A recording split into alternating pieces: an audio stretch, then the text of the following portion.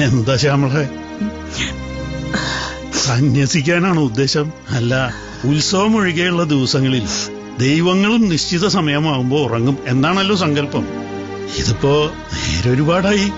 ഇനി ഇവിടെ നിന്നിങ്ങനെ നാഗദേവതകളുടെ ഉറക്കം കളയണോ? ശിവരാമേട്ടനെല്ലാം തമാശ. പെറ്റ വയറിനങ്ങനെ കരുതാനാവില്ല. എന്റെ നെഞ്ചെരിയുന്നത് എനിക്ക് അറിയും. പെറ്റ വയറിന് മാത്രല്ല, അച്ഛനും ഉണ്ട് നെഞ്ചെരിയലൊക്കെ. പക്ഷേ ആര്യമോള് ഓർമ്മപ്പെടുത്തിയതുപോലെ കഴിഞ്ഞതിനെ കുറിച്ച് വിലപിക്കാതെ അടുത്തത് എന്തെന്ന് വേണം ആലോചിക്കാൻ. ജീവിതത്തിന്റെ ഒന്നാമത്തെയും രണ്ടാമത്തെയും മൂന്നാമത്തെയും ഉദ്ദേശം മുന്നോട്ടു പോവുക എന്നത് മാത്രമാണ്. എനിക്ക് നിങ്ങളുടെ സാഹിത്യവും തത്വം പറച്ചിലും ഒന്നും പിടികിട്ടില്ല. ആ കൂടെ പറയാനും പ്രാർത്ഥിക്കാനും ഉള്ളത് അവിടെ ആ രാഘവനുണ്ണിയുടെ വീട്ടില് എന്റെ മോൾക്ക് ഒരു ബുദ്ധിമുട്ടും ഉണ്ടാവരുതെന്ന്.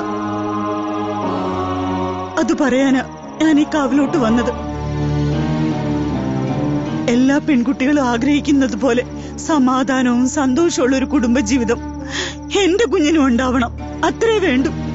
നീ പറഞ്ഞ രാഘവനുണ്ണിയെ വരച്ച വരയിൽ നിർത്തിയവളാ അഡ്വക്കേറ്റ് അഞ്ജലി.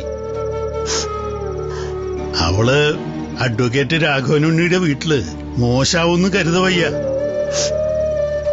അവൾക്കറിയാം അവളെ സംരക്ഷിക്കാൻ.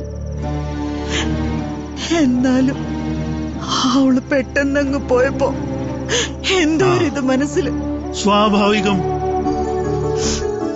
ഈ കുഞ്ഞുങ്ങൾ എന്ന് പറയുന്നത് പക്ഷികളെ പോലെയാ. കുറെ നാള് മാത്രമേ നമുക്ക് ചിറകിനടിയിൽ വെച്ച് വളർത്താൻ പറ്റൂ.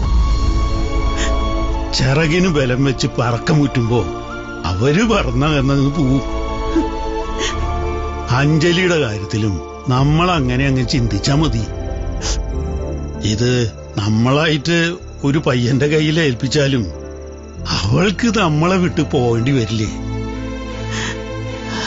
ഇതിപ്പോ അവളായിട്ട് ആളെ കണ്ടെത്തി, അത്രേ ഉള്ളൂ. എന്നാലും അവളെ കാണാതെ ഒക്കെ ശരിയാവുന്നേ. നീ ടെൻഷനാവണ്ട.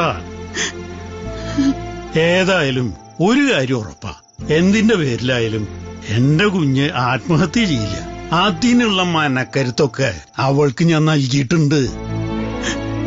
അവൾ ഏത് പ്രതിസന്ധിയും മറികടക്കും. അതാണ് അഡ്വക്കേറ്റ് അഞ്ജലി.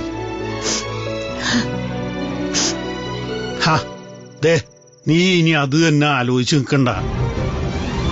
നമുക്ക് ചെയ്തു തീർക്കാനേ ഒരുപാട് കാര്യങ്ങൾ വേറെയുണ്ട്. നമുക്ക് പോകാം.